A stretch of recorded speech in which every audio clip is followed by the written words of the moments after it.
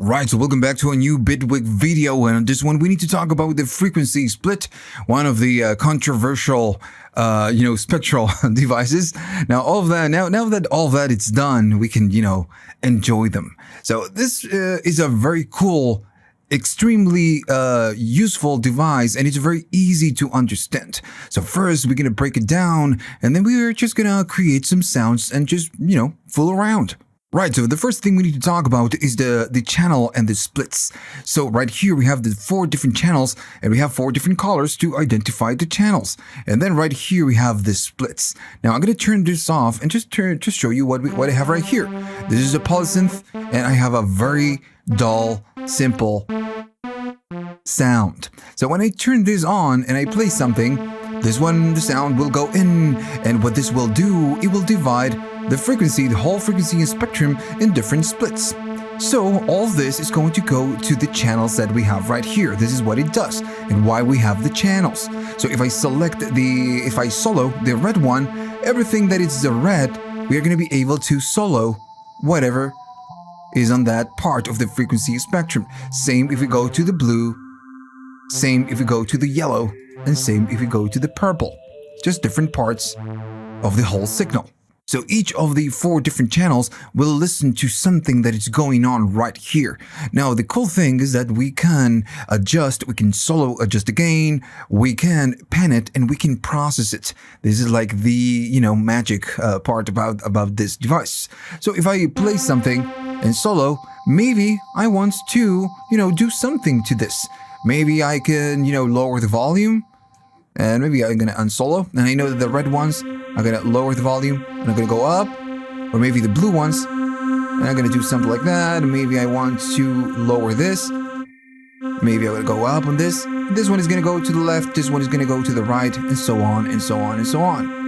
So that's one part. We can solo, we can adjust the gain, and we can pan it. But the other cool part is that we can add things right here and process the different parts, the different channels, with different things. For example, if I go right here, and I'm just going to do this randomly, I'm going to bring a delay, why not? And I'm going to bring a delay too. I'm going to throw it right there. And now if I solo this, we can just hear the delay that is going on the red ones. I can go crazy and just do whatever I want. Maybe on the next one I want to do, a convolution. So I'm going to do a convolution, and I'm just going random right here. So I'm going to bring the convolution, and I'm going to throw it on the blue one. So now the blue is going to get this. Right? And maybe I can go to the yellow one and bring a tremolo right there. Gonna toss it here. And if I solo this one, we can hear the tremolo there. Now the summing of all the parts is going to change how everything sounds. So if I play something,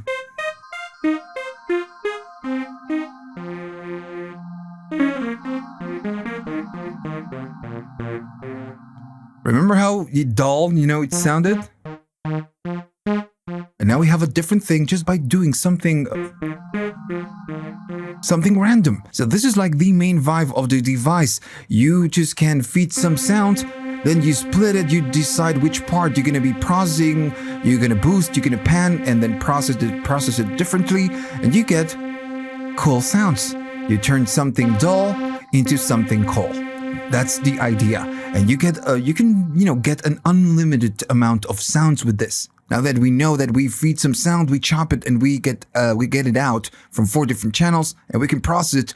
We need to talk about everything else, because right now we don't have a lot of control. This is the only thing what we can do. So as soon as we feed something, we can see that by default it's choosing or splitting the parts, the spectrum on different parts.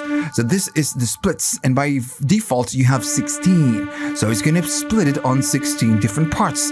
Now you can choose and go to the lows and maybe chop it in 3 different parts, or maybe just one single part. And now everything is going to go to the red, and everything goes in order.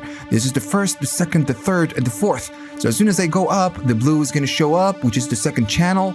The third one is going to be the yellow, and the fourth one is going to be the purple. And as we keep going up, the same thing is going to happen, and you add more channels, or more splits. In this case, not channels, splits. And you can go crazy. You can go to 1,000. And then, of course, this will just change how everything sounds. So if I start modulating this, we can clearly hear the modulation, especially because we are processing it. Right? So again, right here, you need to choose how many splits you want to do, and you will need to solo and audition every single part. Now, this is just one part of the deal, choosing the splits and deciding what you're going to do on the channels. Then, when I add splits or remove splits, notice that they will appear from the left, from this side, and then they move towards the left. So they appear from the right, and we kind of push them from here to the left. So this is going to be this option, then this is the split direction. So right here it says left, and it means that whenever we add more, they're going to be added from the right, and be pushed to the left. And if we remove them, it's the same thing, but the opposite. So what's going to happen if I wanted to push it from here towards the right side? So we need to use this option. This one means that they will appear from the left and be pushed to the right side. Now the other option is going to be the one in the middle, and this one will do the same thing, but the splits will start showing up from the middle. And if I move this, they're going to be, showing up from the middle. Now the dot is kind of important. It's very important. We're going to talk about this in a minute, because it's like the center point. But for now, I'm just going to double click it and put it right here. But yeah, if we move the dot, they're going to show where the dot is. Right, so that's it.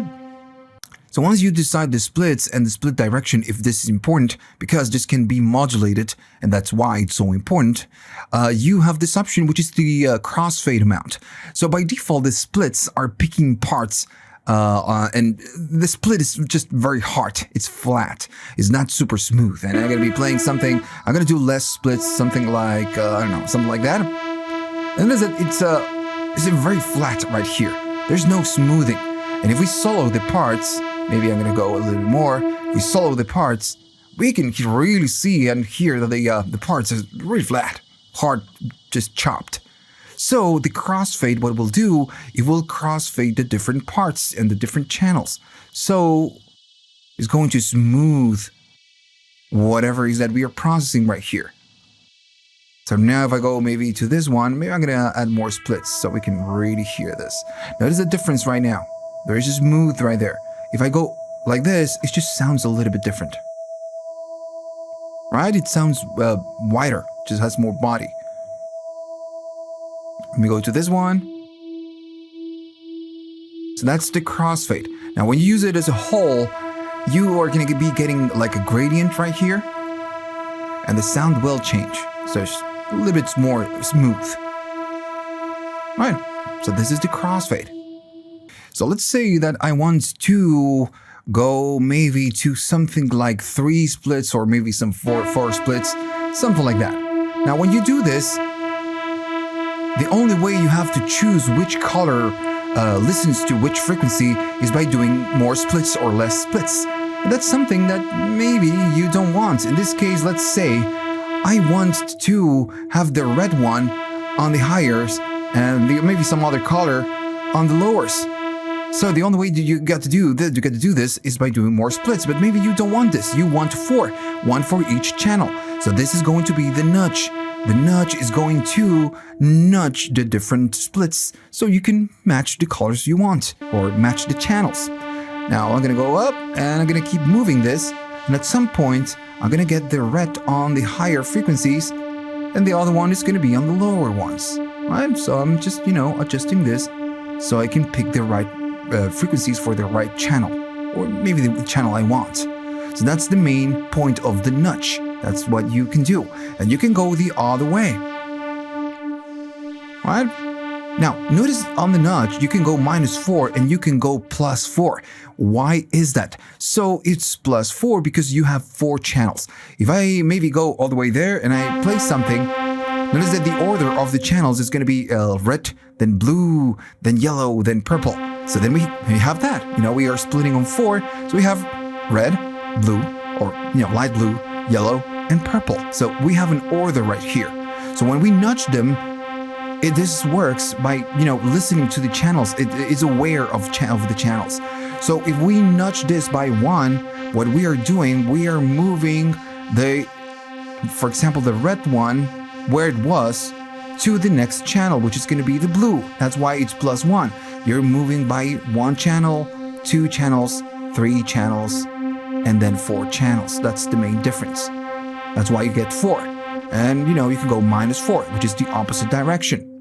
So then you have something very similar, which is going to be the spin. Now the spin is a percentage, so it doesn't care about the channels. As soon as you do this and you start moving it around, it doesn't give an F about the channels. Just gonna go and just do it. Just move it around just like that. That's why you get a percentage, right?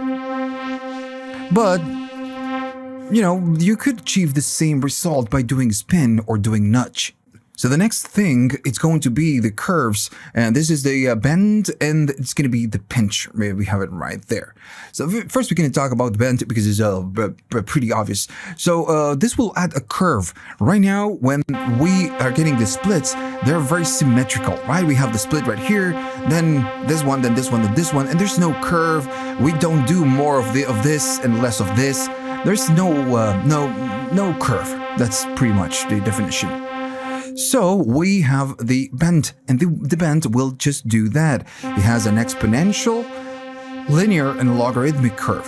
And as soon as we adjust this, we can see what's going on. If I go all the way to the bottom, we are just like grouping. These ones are going to be smaller, and these ones are going to be, greater. It's just going to be a larger part of the frequency. This is because we are doing this mode. And by doing this, we can see that it's really long, and then everything is a little bit faster or just closer as soon as we reach the upper part or the last part of the curve. And this is what's going on. It's just slower, and then as we go up, everything is just like grouped together. If we go the linear, everything is just equal, and if we go the other way, it's just the other way. It's just going to be a long part, and then not so long right here. Now, since we have low frequencies, we're going to have less right here. Right, so one thing that you maybe didn't notice is that the bend control and the split are this white dot. If I play this and I move this, notice that this one is moving on the x-axis. So we don't need to use this from here. We can just grab the mouse and start dragging. And we're going to get that result, right? This could be a source of for modulation. Right. Now, if I double click it, it's going to go always back to linear. And then we have the pinch. Now, the pinch has the same idea of grouping, the different splits. Now, it works in a different way because it's going to work around the center point.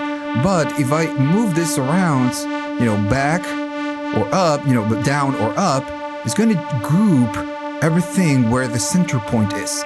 So if I move it right here and I go up, it doesn't matter what I'm doing right here. This is going to be grouped right here. And it's just a little bit more obvious if I add more bands. Maybe not that much. There we go.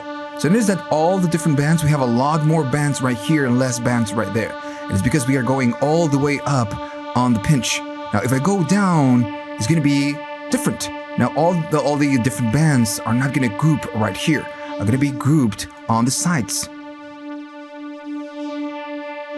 And you can make a combination of the pinch, and you can make a combination of the bend. That's the whole point. And notice as I move this, we get a really cool modulation. All right. So that's pretty much it. That's the whole device. It's a very simple device to understand. Now, the complexity comes when you need to use it, in terms of, what you're going to be adding on this channel, where you're going to be selecting or how much you're going to be split. And all of that complexity comes with the exploration and creating the sounds. It's just going to take time because you have a lot of things that you can do with this. That's the tough part. But understanding how this works is just very simple. Now, you have a couple more things that we didn't discuss, and they are very cool. So you have a limiter. So if I'm playing something, you have a limiter right here, and right there, the limiter is all the way up, so we are not doing anything. As I go down, we can catch all the peaks, and this is just gonna chop it. That's why it's a limiter. So if you have some frequencies that we don't want, some peaks, we just can limit them and just chop them. Now we can go really aggressive, just flattening everything. But that's, the main point of the limiter. You can, not use this if you don't want to, but it's a useful tool. Now I'm going to double click everything and just make sure that everything's like, maybe default, something like that. So we have something like that, right? It doesn't matter where you're doing some processing. Now, we need to talk about the thing that we have right here. You need to select the module or the device, and it says spectrum display. So whatever sound that goes into the frequency split is going to be displayed right here. Now, if I go up in the volume of this, and I go down, it's not going to really show you right here. What is that? It's just not showing you. And it's because what we are watching right here is a pre, the sound that comes in. What we are hearing is the sound that comes out. So if I go to post, it's going to show you what we are doing after the sound gets processed. So if I go up, it's just going to show you that I'm boosting the blues, and maybe I'm just boosting the reds or lowering the purples, and so on and so on and so on. So, it's just a nice thing that you have with this device. Now we can still go to pre, and it's not going to show you, of course. Now the limiter shows a little bit better what we are doing on the post, for example. On pre, it just shows that we are just chopping. But if I go to post, we can see what is going over the limiter. You can see it a little bit better. All right. So, that is the whole device. Now, what are we going to do now? We're going to create some sounds. If you don't care because you wanted to learn the controls and that's it, that's fine. Thanks for watching, and see you on the next one. Now, I'm going to be bringing maybe a pulse synth or maybe a different synthesizer, and I'm just going to, fool around with this, just create some sounds. Okay, so after a nice tiny little coffee, let's just build something. Why not? Now, I'm not going to go crazy, and I'm going to use a lot of the default patches that we get from some, devices. So in this case, I'm just going to bring a polysynth, and I'm not going to touch it much. Now, we have the default sound that we usually get with the polysynth. Now, what I want to do, I want to change a little bit of the envelopes and the filter, because I want to create a pad sound. And again, right here, I have no idea what we are going to do. So I'm just going to go random, right? So I'm going to do something like that. I'm going to modify the EG on the envelope. Now, since this is a pad, we need some kind of attack, and then maybe some decay. I'm going to leave it right there. I'm going to do some sustain. There we go. And we're going to do some release. And I'm going to keep whatever we have right here untouched. So if I play something, we get that type of sound, which is fine. This is what I want. Right, I'm gonna do less of this. Right. There we go. So now I want to bring the frequency split, and right now, of course, this is default. We are not doing anything. So what I want to do, I want to add some modules and start moving this with some modulators. That's the whole point. So first, I want to bring an envelope, right? And maybe what I want to do, I want to move this dot. I want to just, when we play something, I want this to evolve and move somehow. Also, what we can do, we can modulate the splits. So I'm going to go all the way down to the splits, and if I play something, everything is red. Everything is going out of this channel, right?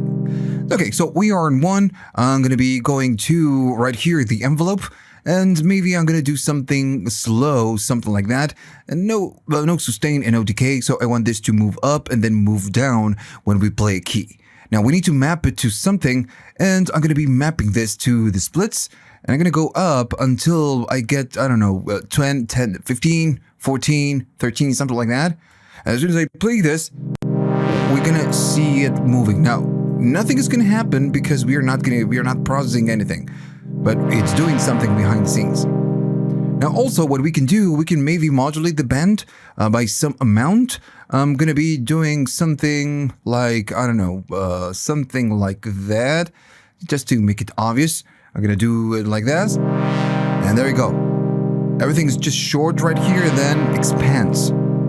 Now, when we add something to here, we're gonna start, getting or noticing the difference. And what I'm gonna do here, I have no idea. So let's just do something like distortion. Why not? Just to make it obvious, I'm gonna bring it and toss it to the number 1. And again, I'm not gonna spend a lot of time. I want this to be short, just to show you that going random, you can get cool sounds. So I'm gonna be going here. And maybe I'm going to be selecting the normal distortion because, it's just normal distortion. I'm going to be doing this, and as soon as I play it, we start hearing the difference. And of course, it's super cranky, so I'm going to lower the volume on the red one. As soon as I play it, we start, getting some movement. And that's fine, that's the whole deal. To get something else. Now, we still need to do some work because this is, doesn't sound like that good. I'm going to go maybe, to a delay plus because we have that, the section, the blur, where we can make it sound really nice. I'm going to go there and right here, if we solo this, we're going to be getting something like that. I'm going to let pass some of the frequencies, the higher frequencies, and I'm going to be bringing this space that I like really. I'm going to go there. And there we go. And I'm going to do more mix. I want that lush pad. Something like that. Now we are soloing this along with the other one. Maybe I can go up on this one just a little bit more. If we can bring the limiter and just, go down, just flatten everything a little bit more. And just following the same idea, you just can bring other, other modules or other just sections like the delay 4. It's just a different delay, but still, we can hear it right here. This is what we get by default, right? Right, so I want to bring the delay 4, and again, I'm not going to mess with the settings. So I'm going to go to the presets like we did before, and I'm just going to go and select one of them. I like this one, the macro drawn LFO, and I believe you have this ones. These are the default presets that you get with the plugin. And I'm just going to enable and see how it sounds. I have no idea how it's going to sound. All right, so that could work. Maybe a little bit more mix. All right, so I'm gonna be playing everything. Right. So, okay, so what I want to do, I want to bring a reverb, and notice that you have a pre-effects and a post-effects. Now, this one is a little bit too long. If you want to make it not that long, you just can go back on there and just back there, right? You can do this. All right, so I'm gonna go there, and all right, so I want to smooth everything. So I want a reverb.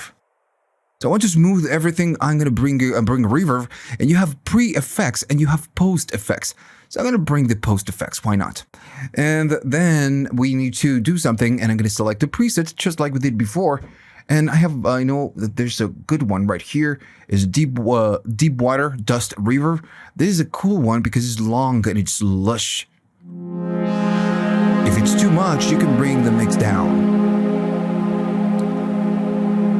Alright, and that's it. It sounds pretty cool. And we did this in what?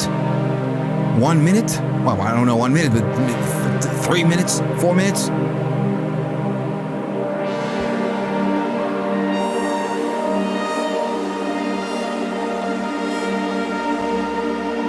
Wow.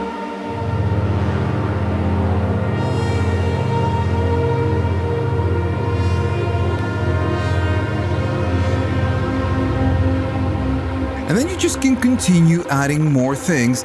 And I'm just crashing right here because I'm recording. I'm doing several things at a time, so it's going crazy right here on the RAM.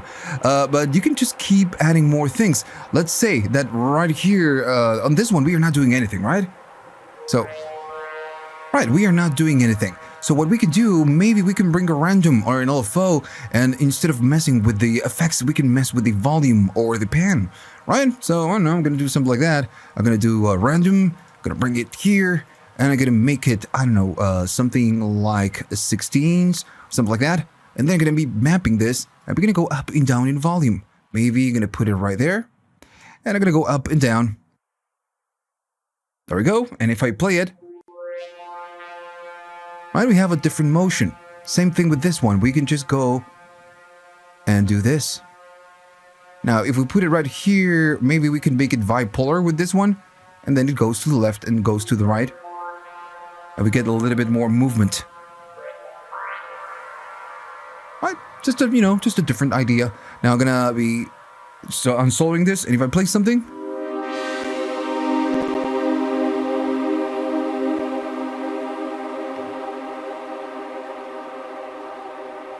and that's it. This is how it sounded before. If I play a chord, it's how it sounds by default, and with the processing, it's going really crazy on the consumption, but it sounds really cool. Right.